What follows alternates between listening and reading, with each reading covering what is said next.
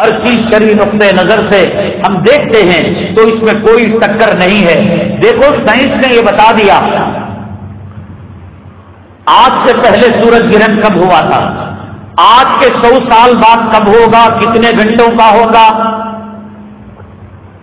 کتنے ملکوں میں ہوگا، چاند گرہن کہاں ہوگا، اور جو ہے کون سا سیارہ کہاں پر دوڑے گا، کب جو ہے کھلا حادثہ ہوگا، طوفان آئے گا، یہ سب سائنٹیفک طریقے سے ہوائی جہاز جب ٹیک آف ہوتی ہے، آپ عمرے شریفہ کو گئے ہو اور آپ جو ہے حج بیت اللہ کے لیے گئے ہو یا کوئی ڈومیسٹک سفر کیے ہو، تو جب رن وے سے تیار ہو جاتا ہے طیارہ تو وہاں کی جو ہوسٹس کی بڑی ہوتی ہے کیبن کرو، وہ یہ کہتی ہے کہ ہمارا فلائنگ آور بنگلور سے دلی تک 2 گھنٹے 20 منٹ ہے، 1 سیکنڈ کا فرق نہیں آتا، اس لیے کہ وہاں کوئی ٹریفک نہیں ہوتی، وہاں کوئی جو ہے راستہ بدل کر جانا نہیں ہوتا، وہاں کوئی ریڈ سگنل نہیں ہوتا، بالکل 2 گھنٹے 20 منٹ پر آپ کو لگے گا لینڈنگ کے لیے اس کا جو سامنے کا پچھلا چکا ہے پیر، اس کے جو یہ حصہ وہ جو ہے رن وے پر ٹکراتے ہیں، 1 منٹ آگے پیچھے نہیں ہوتا، ہر چیز ایک ٹائم ٹیبل سے نظام چلتا ہے، راکٹ کب جاتی ہے، کب اس کے پر کھلتے ہیں، کب سولار پاور انرجی لینا ہوتا ہے۔ اب سوال یہ پیدا ہوتا ہے جب سائنس اتنی ترقی کر گئی کہ سورج کب طلوع ہوتا ہے، کب غروب ہوتا ہے، چاند کب نکلتا ہے اور کب بند ہوتا ہے، تو پھر یہ ہم جو ہے رویت ہلال کا جھگڑا کیوں کرتے ہیں؟ چاند رات کے اندر اپنی کیلنڈر آج سے 100 سال پہلے کا ہے اور آج سے 100 سال بعد کا بن چکا ہے، اگلے سال کب چاند نکلے گا،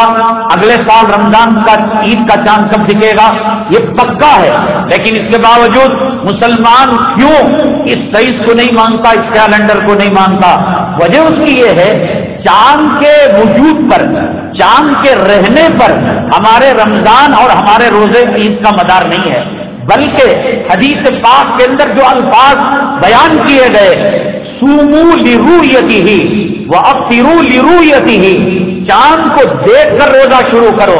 چاند کو دیکھ کر روزہ ختم کرو، یہ نہیں کہا کہ چاند تمہارے ملک میں آ جائے تو روزہ شروع کرو۔ ایسا ہو تو جیسا کیرلا کے لوگ کیا کرتے ہیں کہ سمندر کے اندر کشتی میں بیٹھ جاتے ہیں، وہ جو عرب کا چاند ہے وہ بحر عرب ہے، تو وہاں آدھا راستہ جا کر عرب کے چاند کو چرا کر دیکھ کر 1 دن پہلے بھٹکل والے کیرلا والے روزہ رکھ لیتے ہیں۔ حدیث پاک کے اندر یہ کہا گیا تمہارے ملک کا جو مطلع ہے جہاں چاند نکلنے کی جگہ ہے، اس جگہ میں اگر تمہارے شاہد عادل داڑھی منڈا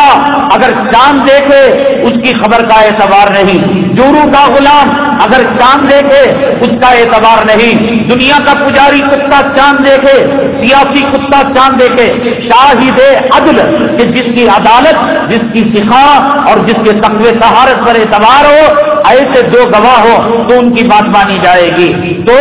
یہ سائنس اور ترقی کو ہم مانتے ہیں، لیکن حدیث پاک کے اندر چاند کے وجود پر نہیں، چاند کی رویت پر، کہ کبھی ایسا ہو کہ چاند آ جاتا ہے لیکن مطلع چھا جاتا ہے، بادل چھا جاتا ہے، تو حدیث پاک میں فرمایا کہ جب مطلع چھا جائے اور بادل چھا جائے تم شعبان کا مہینہ 30 کو مکمل کیا کرو۔ کیوں کہا گیا؟ جبکہ معلوم ہے کہ چاند آ چکا ہے، تو چاند کے آنے پر رمضان نہیں ہے، چاند کے دیکھنے پر ہے۔ اگر 30 کا عدد پورا ہو گیا، اب دیکھو نہ دیکھو عربی مہینہ 31 کا نہیں ہوتا، اس لیے جو ہے رمضان اس کے بعد شروع ہو جاتا ہے۔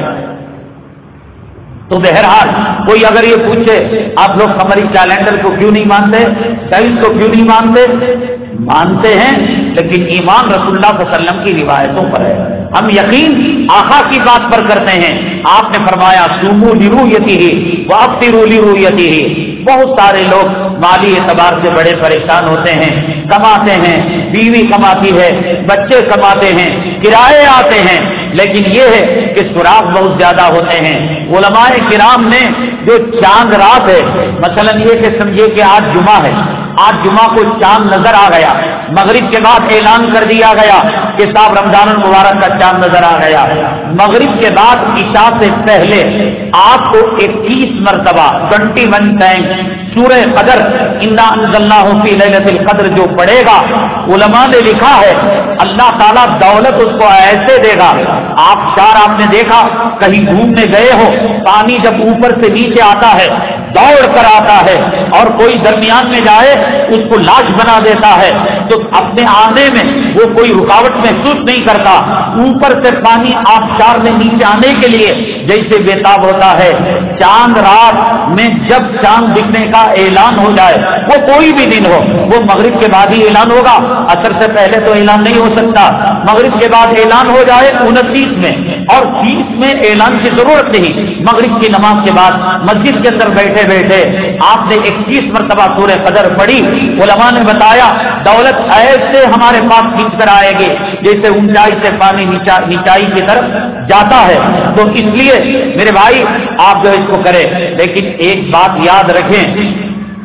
جب بھی کوئی وظیفہ میں بولوں یا کوئی بزرگ بولے، قیامت تک کے لیے یاد رکھیں کہ وظیفہ اسی وقت معتبر ہے کہ اس وظیفے سے پہلے آپ درود پاک پڑھیں طاقت میں. 3 5 7 یہ طاقت کے اندر آپ جب تک وظیفہ نہیں پڑھیں گے. جیسے میں یہ کہوں کہ آپ کو اشراق پڑھنا ہے تو آپ اشراق پڑھ لیا، بے وضو تھوڑی پڑھیں گے. میں نے وضو کا ذکر نہیں کیا. جب نماز کی بات کروں گا تو وضو کی بات لازمی ہے. اسی طریقے سے اگر میں کوئی وظیفے کی بات کروں یا کوئی عالم کسی وظیفے کی بات کرے تو پھر طے ہے کہ اس وظیفے سے پہلے طاقت کے اندر درود پاک پڑھنا ہے. سورہ قدر 21 مرتبہ پڑھنے سے پہلے 3 مرتبہ 5 مرتبہ 7 مرتبہ 11 مرتبہ جو آپ کو سہولت ہو درود پاک پڑھیں. پھر اس کے بعد 21 مرتبہ سورہ قدر پڑھیں اور پھر اس کے بعد آپ جو ہے وہ پڑھیں. انشاءاللہ آپ کو یقین کریں کلام پاک کی طاقت پر، قوت پر اللہ تعالیٰ وہ مال دے گا، وہ دولت دے گا، وہ روپیہ دے گا، وہ پیسہ دے گا کہ پھر حرام کی طرف، ناجائز کمائی کی طرف نگاہ اٹھا کر دیکھنے کی ضرورت نہیں.